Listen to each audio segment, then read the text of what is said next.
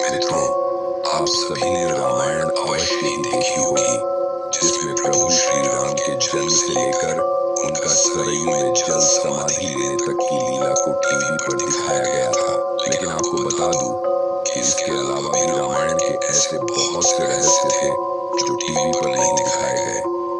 आज की इस वीडियो में हम आपको रामायण से जुड़ी ऐसी ही 15 बातों के बारे में बताने जा रहे हैं, जिनके बारे में आप शायद ही जानते होंगे। तो चलिए अभी बिना देरी के मिलकर जानते हैं रामायण से जुड़े इन 15 रहस्यों के बारे में। पहला, वाल्मीकि से भी पहले हनुमान जी ने लिखी थी रामायण। मित्रों, जैसा कि हम सभी जानते हैं कि वाल्मीकि ने रामायण धर्म ग्रंथ की रचना की थी, लेकिन आपको जानकर हैरानी होगी कि वाल्मीकि जी से पहले ही प्रभु श्री राम के अनन्य भक्त हनुमान जी ने राम कथा की रचना अपने नाखूनों से एक शिला पर की थी। इसका पता जब वाल्मीकि को चला तो उन्होंने उस शिला यानी कि पत्थर को जाकर देखा और उस पर हनुमान जी द्वारा राम कथा का वर्णन देख वो हैरान रह गए। फिर उन्होंने हनुमान जी से कहा, हे पवन सुत, आपसे अच्छा राम की कथा का वर्णन कोई कर ही नहीं सकता और आपकी रचना के सामने मेरा लेखन कुछ भी नहीं है। ये सुन हनुमान जी ने सोचा कि वाल्मीकि जी कवि है और प्रभु श्री राम के भक्त भी है।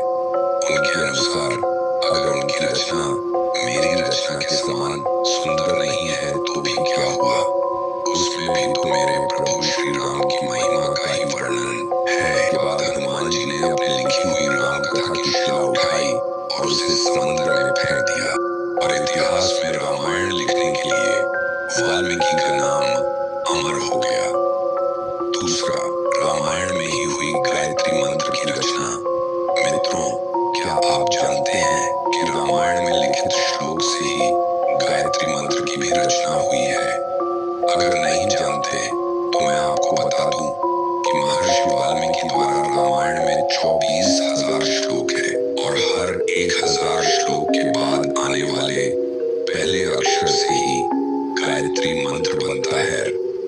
इन्हीं 24 अक्षरों से गायत्री मंत्र की रचना हुई है। तीसरा, किसके अवतार थे भगवान राम के भाई? मित्रों, हम सभी जानते हैं कि प्रभु श्री राम भगवान विष्णु जी के अवतार थे, लेकिन क्या आप ये जानते हैं कि उनके तीनों भाई किसके अवतार थे? मित्रों, लक्ष्मण को भगवान विष्णु की शैया शेषनाग का अवतार माना जाता है, जबकि भरत और शत्रुघ्न क्रमशः भगवान विष्णु द्वारा हाथों में धारण किए जाने वाले सुदर्शन चक्र और शंख शैले का अवतार माना गया है। 4, राम की बहन शांता की कथा। मित्रों, आमतौर पर अधिकतर लोग यही जानते हैं कि राजा दशरथ के 4 पुत्र थे, प्रभु श्री राम, लक्ष्मण, भरत और शत्रुघ्न। परंतु ये सच पूरा नहीं है। राजा दशरथ के 4 पुत्रों के अलावा एक पुत्री भी थी जो आयु में इन चारों भाइयों से बड़ी थी। इनका नाम शांता था और उनकी माता कौशल्या थी। अपनी इस पुत्री को बाद में राजा दशरथ ने अंग देश के राजा रोमपद और उनकी रानी वर्षणी को गोद दे दिया था, क्योंकि उनको कोई संतान नहीं थी। फिर उन दोनों ने बहुत ही स्नेह के साथ उनका पालन पोषण किया और माता पिता के सभी कर्तव्यों को निभाया। बाद में राजा रोमपद ने शांता का विवाह ऋषि श्रृंग के साथ कर दिया, जिससे जुड़ी कथा बड़ी ही रोचक है। कथा के अनुसार एक दिन राजा रोमपद अपनी पुत्री शांता से बात कर रहे थे। उसी समय उनके द्वार पर एक ब्राह्मण आए और उन्होंने राजा से प्रार्थना की कि वर्षा के दिनों में खेतों की जुताई के लिए राज्य दरबार की ओर से मदद प्रदान करे। परंतु ब्राह्मण की बात राजा रोमपद को सुनाई नहीं दी और वे पुत्री के साथ बातचीत करते रहे। जब काफी देर बाद भी ब्राह्मण को कोई उत्तर न मिला तो वे दुखी हो गए और वे राजा रोमपद राज्य छोड़कर चले गए। वे ब्राह्मण इंद्र के भक्त थे। अपने भक्त की ऐसी अनदेखी पर इंद्रदेव राजा रोमपद क्रोधित हो गए और उन्होंने उनके राज्य में पर्याप्त वर्षा नहीं की, जिससे खेतों में खड़ी फसलें सूखने लगी। अपनी प्रजा को दुखी देख राजा रोमपद ऋषि श्रृंगी के पास गए और उनकी सलाह पर एक यज्ञ किया, जिसके बाद उनके राज्य में पर्याप्त वर्षा हुई और खेत खलिहान पानी से भर गए। इसके बाद राजा ने अपनी पुत्री शांता का ऋषि श्रृंगी से करवा दिया और वे दोनों सुखपूर्वक रहने लगे। बाद में ऋषि श्रृंगी ने ही अयोध्या नरेश दशरथ के लिए पुत्र कामेष्ठी यज्ञ किया था, जिसके बाद उन्हें चारों पुत्रों की प्राप्ति हुई। क्या था सीता के स्वयंवर का कारण? मित्रों, रामायण के अनुसार एक बार बचपन में ही माता सीता ने शिव धनुष पिनाक को उठा लिया था। ये देख मिथिला नरेश राजा जनक ने उसी समय ये तय कर लिया था कि वे अपनी पुत्री का विवाह ऐसे वीर से करवाएंगे जो इस शिव धनुष को मेरी पुत्री की तरह आसानी से उठा सके। यही कारण था सीता के स्वयंवर में यही शर्त रखी है, और जो उस शिव धनुष को उठा पाया उसी ने सीता से विवाह किया। और जैसा कि आप सभी जानते हैं कि भगवान राम ने उस शिव धनुष को उठाकर माता सीता से विवाह किया था। 6. रावण भी पहुंचा था सीता के स्वयंवर में। मित्रों, आपको बता दूं कि उस समय के कई राजा सीता के स्वयंवर में भाग लेने जनकपुर पहुंचे थे, जिसमें इनके रोकने के बावजूद लंका नरेश रावण सीता के स्वयंवर में पहुंचा था। परंतु उस समय के सबसे शक्तिशाली योद्धा के रूप में जाने जाने वाले रावण भी अन्य राजाओं की तरह शिव धनुष पर प्रत्यंचा चढ़ाने में असफल जनमानस। ये तो जानते हैं कि प्रभु श्री राम का विवाह देवी सीता से एक स्वयंवर में शिव के धनुष पर प्रत्यंचा चढ़ाने और जीतने के बाद हुआ था। लेकिन बहुत ही कम लोगों को ये पता है कि उस स्वयंवर में प्रयुक्त हुए शिव धनुष का नाम क्या था। तो आपको बता दें कि सीता स्वयंवर में प्रयुक्त हुए शिव धनुष का नाम पिनाक था। 8वां, लक्ष्मण का एक नाम गुदाकेश भी। मित्रों, रामायण के अनुसार जब राम, लक्ष्मण और सीता 14 वर्ष के वनवास के लिए गए तो वन में लक्ष्मण अपने भैया और भाभी की रक्षा के उद्देश्य से कभी भी नहीं सोए। ऐसा माना जाता है कि वन में पहली रात को जब श्री राम और माता सीता सो रहे थे तो उनके सामने निद्रा देवी प्रकट हुई। तब लक्ष्मण ने निद्रा देवी से अनुरोध किया कि वे उन्हें ऐसा वरदान दे जिससे उन्हें वनवास के दौरान 14 वर्षों में कभी भी नींद ना आए, ताकि वे अपने प्रिय भाई और भाभी की रक्षा कर सके। लक्ष्मण के मुंह से ऐसी बातें सुनकर और भाई प्रेम को देखकर निद्रा देवी बहुत प्रसन्न हुई और बोली, हे लक्ष्मण, तुम्हारे बदले में कोई 14 वर्ष तक सोने को तैयार हो तो मैं तुम्हें ये वरदान दे सकती हूँ। तब लक्ष्मण ने उन्हें अपनी पत्नी उर्मिला के पास भेजा, जहाँ उनकी पत्नी उर्मिला ने लक्ष्मण के बदले सोना स्वीकार कर लिया और वो पूरे 14 वर्षों तक सोती रही। 9. भगवान कृष्ण की मृत्यु का रहस्य। रामायण में इस प्रसंग का विस्तार से वर्णन किया गया है कि बाली और सुग्रीव के युद्ध के बीच भगवान राम ने पेड़ पीछे से छिपकर बाली पर बाण चलाया था, जिससे बाली की मृत्यु हो गई। लेकिन बहुत कम लोग ये भी जानते हैं कि इसी युद्ध में भगवान विष्णु के कृष्ण अवतार के देह त्यागने का रहस्य भी छिपा हुआ था। दरअसल बाली की मृत्यु के बाद जब ये बात उनकी पत्नी तारा को पता चली कि श्री राम ने छिपकर उनके पति का वध किया है, तो इसने क्रोध में आकर प्रभु श्री राम को ये श्राप दे दिया कि जिस प्रकार उसके पति की मृत्यु हुई है, ठीक उसी प्रकार अगले जन्म में आपकी भी मृत्यु होगी। और महाभारत में हमें इस बात का उल्लेख मिलता भी है कि एक शिकारी के बाण लगने के बाद ही भगवान श्री कृष्ण ने देह त्यागी थी।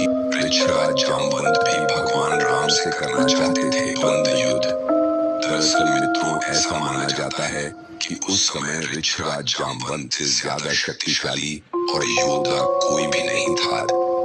परंतु जब जामवंत को ये बात पता चली कि भगवान राम से शक्तिशाली मनुष्य इस सृष्टि में कोई नहीं है, तो वो मन ही मन सोचने लगा कि उसे अपने जैसा शक्तिशाली योद्धा युद्ध करने के लिए आखिर मिल गया है।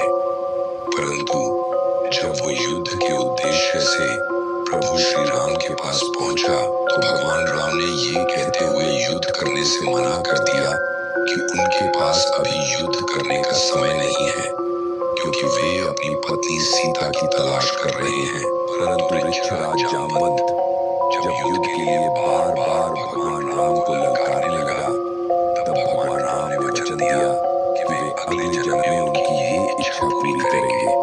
और फिर अगले जन्म यानी कि श्री कृष्ण अवतार में उन्होंने जामवंत की ये इच्छा पूरी भी की। ब्रह्मचारी होने के बावजूद भी था। हनुमान जी का एक पुत्र, मित्रों हनुमान जी के बेटे का नाम मकरध्वज है। हनुमान जी का ये बेटा एक शक्तिशाली मछली से पैदा हुआ था। ये तब हुआ जब लंका को पूरी तरह जलाने के बाद भगवान हनुमान अपनी पूंछ को समंदर में डुबा रहे थे। ऐसा माना जाता है कि उस समय मकरध्वज नाम की मछली ने उनका पसीना निगल लिया, जिसके बाद ही उनके पुत्र मकरध्वज का जन्म हुआ। रावण का नाम कैसे पड़ा? मित्रों रावण को पहले दशानन के नाम से जाना जाता था। रावण बहुत बड़ा शिव भक्त था और लंका के राजा बनने के बाद एक बार वे भगवान शिव से मिलने उनके निवास स्थान कैलाश पर्वत पहुंच गया। परंतु जब कैलाश पहुंचा तो द्वार पर शिव जी के द्वारपाल नंदी ने उसे रोक दिया, क्योंकि उस समय भगवान शिव ध्यान में थे। पहले तो रावण को बहुत क्रोध आया, परंतु अपने क्रोध को शांत करते हुए और अपनी भक्ति भावना को साबित करने के लिए वे कैलाश पर्वत को ही उठाने लगा, जिस वजह से कैलाश पर्वत हिलने लगा और भगवान शिव का ध्यान भंग हो गया। वे से क्रोधित हो उठे और फिर उन्होंने अपना पैर पर्वत पर टिका दिया। भगवान शिव के ऐसा करने से रावण के हाथ की कुछ अंगुलियां पर्वत के नीचे दब गईं, जिससे उसे असहनीय पीड़ा होने लगी। परंतु अपने आराध्य देव भगवान शिव को प्रसन्न करने के लिए इस अवस्था में भी उसने तांडव मंत्र का उच्चारण जोर जोर से किया। ये देख भगवान शिव हैरान रह गए और सोचने लगे कि इतने कष्ट में होते हुए भी मुझे शांत करने के लिए कोई साधारण मनुष्य तांडव कैसे कर सकता है। फिर वे दशानन के पास आए और उसकी भक्ति देखकर उन्होंने ही दशानन को रावण नाम दिया, जिसका अर्थ होता है ऐसा व्यक्ति जिसकी दहाड़े तेज हो तेरा। रावण ने की थी भगवान राम की मदद। मित्रों ये तो हम सभी जानते हैं कि रावण ने माता सीता का अपहरण किया था, जिसके बाद भगवान राम ने उसका वध किया। लेकिन क्या आप जानते हैं कि एक बार प्रभु श्री राम को भी रावण की सहायता की आवश्यकता पड़ी थी। दरअसल जब प्रभु श्री राम अपनी वानर सेना के साथ लंका पर चढ़ाई करने रामेश्वर के तट पर पहुंचे, तो उन्होंने समुद्र पर पुल का निर्माण करवाया। लेकिन पुल का निर्माण शुरू करने के लिए श्री राम को भगवान शिव का आशीर्वाद चाहिए था, जिसके लिए उन्हें यज्ञ करना पड़ा। लेकिन जब भगवान राम को पता चला कि इस यज्ञ को सिर्फ एक ब्राह्मण या फिर कोई ज्ञानी पुरुष ही करा सकता है, तो वे सोच में पड़ गए। फिर सुग्रीव की सलाह पर उन्होंने उस यज्ञ को कराने के लिए रावण को निमंत्रण भेजा। चूंकि रावण भगवान शिव का परम भक्त था, इसलिए उसने श्री राम का ये निमंत्रण स्वीकार कर लिया और यज्ञ करवाया भी। रावण न केवल उस यज्ञ को करवाने आया, बल्कि उसने यज्ञ की समाप्ति के बाद भगवान राम को ये आशीर्वाद भी दिया कि वे जिस उद्देश्य से ये यज्ञ कर रहे हैं वे सफल हो। जबकि वे भली भांति जानता था कि श्री राम इस पुल का निर्माण उसी से युद्ध करने के लिए कर रहे हैं। देवराज इंद्र के कारण कुंभकर्ण को सोने का वरदान प्राप्त हुआ। मित्रों, कुंभकर्ण रावण का छोटा भाई था जो दिखने में बहुत ही भयानक था। रामायण में इस बात का जिक्र मिलता है कि कुंभकर्ण 6 महीने सोता रहता था। लेकिन क्या आप जानते हैं कि वे 6 महीनों तक किस कारण सोता था? रामायण में वर्णित कथा के अनुसार एक बार कुंभकर्ण की तपस्या से प्रसन्न होकर ब्रह्मा जी उसके सामने प्रकट हुए और उन्होंने उसे वरदान मांगने को कहा। उधर देवराज इंद्र को इस बात से डर लगने लगा कि कहीं कुंभकर्ण वरदान में इंद्रासन ना मांग ले। अतः उन्होंने देवी जाते सरस्वती से अनुरोध किया कि वे कुंभकर्ण की जीवा पर बैठ जाए, जिससे वे इंद्रासन के बदले निद्रासन मांग ले। इसके बाद जैसे ही कुंभकर्ण ने वरदान मांगने के लिए अपना मुख खोला, सरस्वती देवी उनकी जीवा पर जाकर बैठ गई और वे ब्रह्मा जी से इंद्रासन की जगह निद्रासन मांग बैठा। और इस प्रकार ब्रह्मा जी ने कुंभकर्ण को निद्रासन का वरदान दे दिया। 15 पंचमुखी हनुमान। मित्रों, लंका युद्ध के दौरान रावण का भाई अहिरावण राम और लक्ष्मण का अपहरण कर उन्हें पाताल लोक ले गया था। फिर उनको खोजते हुए हनुमान जी भी पाताल लोक जा पहुंचे, लेकिन द्वार पर उनको अपने ही पुत्र मकरध्वज से युद्ध करना पड़ा, जो उस समय पाताल लोक के द्वार पर पहरा दे रहा था। अपने पुत्र को हराने के बाद जब हनुमान जी पाताल लोक, तो उन्हें पता चला कि अहिरावण की जान 5 दिशाओं में रखे हुए दीपों में बसती है और उसका वध करने के लिए इन 5 दियों को एक साथ बुझाना जरूरी है। और इसी समय हनुमान जी ने अपना पंचमुखी रूप धारण किया, जिसमें से एक सिर वराह का, एक नरसिंह का, एक गरुड़ का, एक अंग्रिव का और एक हनुमान जी का खुद का था। इस पंचमुखी हनुमान से हनुमान जी ने एक साथ 5 दीपों को बुझा दिया और फिर वहां से भगवान राम और लक्ष्मण को मुक्त कराया। तो मित्रों, क्या इस वीडियो को देखने से पहले आप रामायण के इन रहस्यों के बारे में जानते थे? अगर हाँ, तो हमारे साथ नीचे कमेंट में जरूर साझा करें। साथ ही ऐसी ही वीडियो देखने के लिए चैनल को सब्सक्राइब करना ना भूलें। वीडियो को अंत तक देखने